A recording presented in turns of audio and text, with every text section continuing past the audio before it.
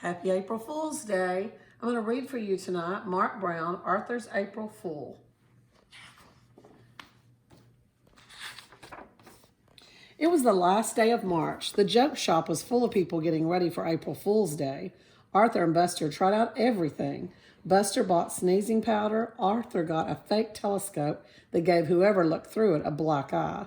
But Arthur didn't feel like playing jokes. He kept thinking about Binky Barnes. "Who is Binky Barnes?" asked Buster.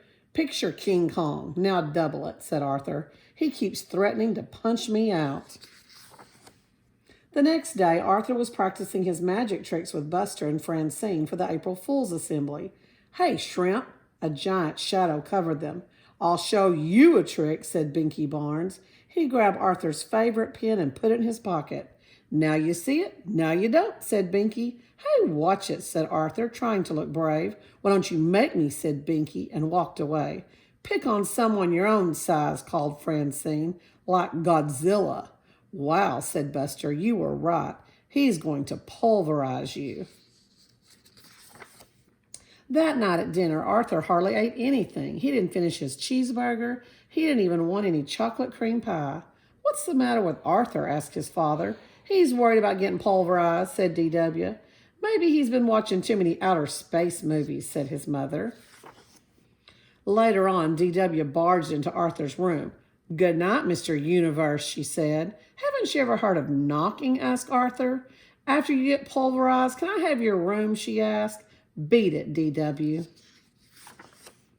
When Arthur finally fell asleep, he had nightmares. The next morning, Francine offered Arthur a cookie. "Yuck," said Arthur. "This tastes like soap and toothpaste." "April Fool," laughed Francine. But Arthur was too worried to laugh. "I'll never remember my magic tricks for the assembly," he said. "Calm down," said Buster. "I'll be your assistant. I'll help if you get stuck." Arthur felt better. He could count on Buster. But just before the assembly, Buster got caught putting sneezing powder on Mr. Ratburn's desk. Instead of going to the assembly, Buster went to the principal's office. "I'll blow it for sure without Buster," thought Arthur. He walked into the auditorium. Who was sitting in the front row? Binky Barnes. This was going to be even worse than he thought. Arthur worried while Mr. Ratburn read people's minds. He worried while Francine and Muffy did shadow tricks. And he worried while the chorus sang "That Old Black Magic." Finally, it was his turn.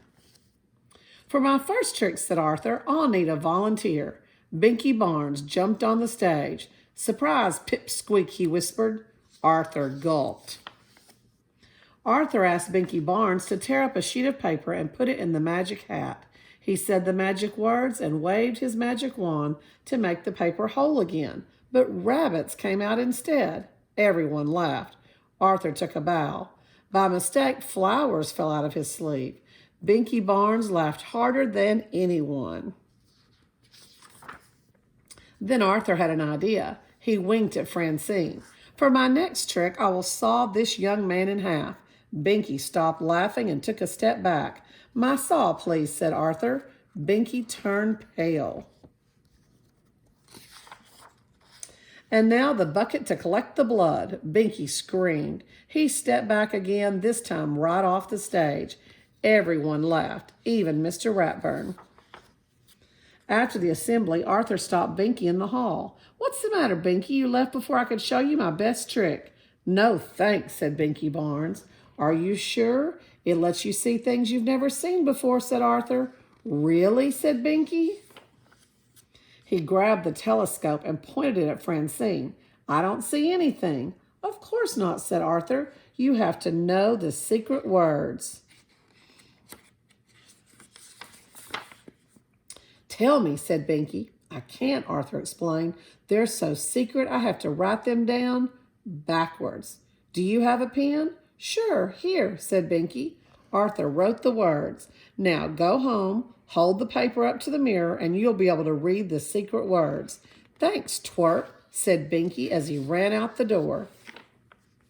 "Boy, that's your best trick yet," said Buster. "You didn't get pulverized, and you made Binky Barnes disappear."